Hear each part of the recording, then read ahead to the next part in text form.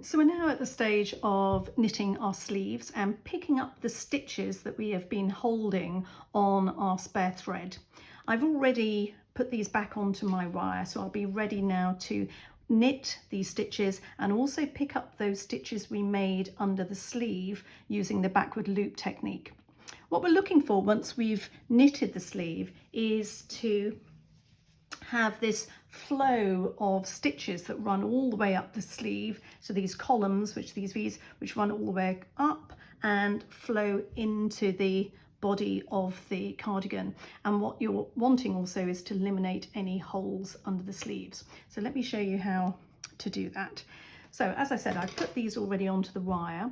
And the first thing to do is identify the backward loop stitches that we made before, and I'm looking for this V across the top, and I've put these little markers in. When you see from where the live stitches are and you just look across, you can see to start with we just have these loose threads. So those aren't proper stitches, those are just connecting the fabric between the body stitches here and onto the sleeve. What I'm looking for are the V's along the top, and again what I'm also really importantly looking for are the columns, and those are the V's, not that way around where we're going to the point, but we're looking for these columns. So if I'm just looking across here, this one has got a loose thread. So if I look down there, there is a column below it, but it's not going to be the stitch I want to pick up.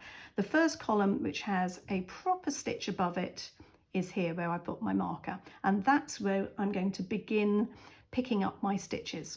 So to begin with, I'm just going to pick up the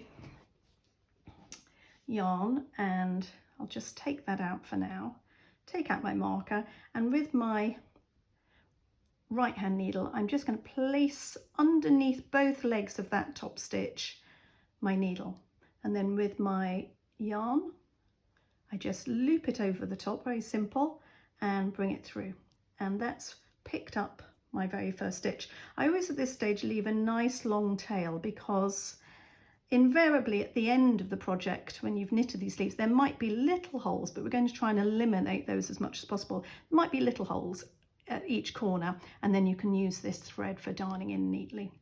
So that's the first stitch picked up, and along here I've got 4 in total. So I picked up 1, and now I'm going to look across to the next column, and I'm going underneath those 2 threads at the top. So that's my next stitch picked up, and although it doesn't tell me in the pattern at this point, I'm actually going to place a marker, and that's going to be my beginning of round marker. So I'm just going to place that after 2 stitches. For this size, I'm doing the second size, I need to pick up 4 in total. So going across again to the next column, that's my next stitch to pick up. And then finally, where I've actually placed this extra marker is the 4th stitch. So I can take that one out now and just place that there. So this is my 4th stitch. So there we have, first of all, the first 4 stitches have been picked up. Now this next stage is always a little bit tricky when you're doing top-down jumpers or sweaters or cardigans, is this corner. And you can see there's quite a big jump from the picked up stitches I've got here and the held stitches that I have on the left needle. And it's this corner that often will create quite a big hole if we don't eliminate it. And there's different techniques for doing it. In some patterns, they might suggest picking up an extra 2 stitches in this gap. In this pattern, she hasn't suggested picking up any, but I'm going to pick up 1 just to help close up that gap. So I'm just going to pick up, to start with, these 2 threads, and you can see if I pick up that gently, it will pull in the gap. If I don't pick up anything here, I'll just demonstrate to show you. If I just go straight over to the next stitch, you can see there's a really big hole. So that's what I'm trying to get rid of. So what I'm going to do is look at those threads again. There's 1, and there's 1 on the other side. And what I'm going to do is lift the thread here with my left needle, lift it onto my left needle, and with my right needle knit through the back loop. And just leave it there for the moment. Now I'm just going to park that really and keep it in place, and to remind me I've put an extra stitch on, I'm just going to place my marker here. On the next round, I need to make sure I eliminate that one, otherwise I'll have the wrong stitch count. So what I will do on this next round, when I knit around all the stitches, I will be knitting this stitch and this stitch together. But for now, I've just got that one held in place, and I can now continue knitting directly the stitches, the live stitches off the left needle, and I will show you what I do when I get to the next corner.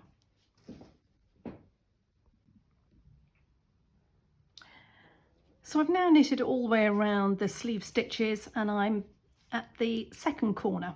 And as with the first corner, we've got to think about this gap, which is going from the stitches that were being held and those under sleeve stitches. So this is again that slight issue with this corner jump.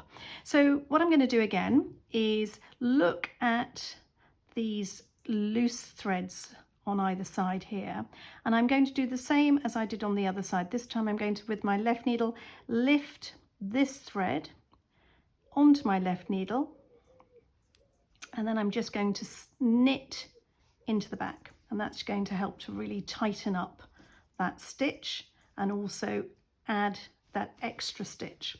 So I'm just going to leave that for a moment, and I'm going to put my marker in to remind me.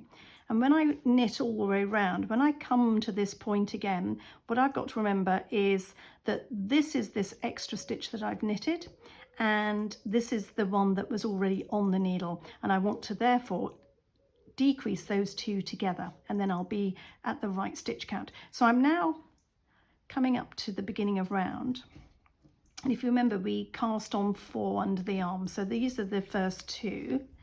It's a little bit loose here. I just need to tension that in with the tail. I haven't darned that in yet.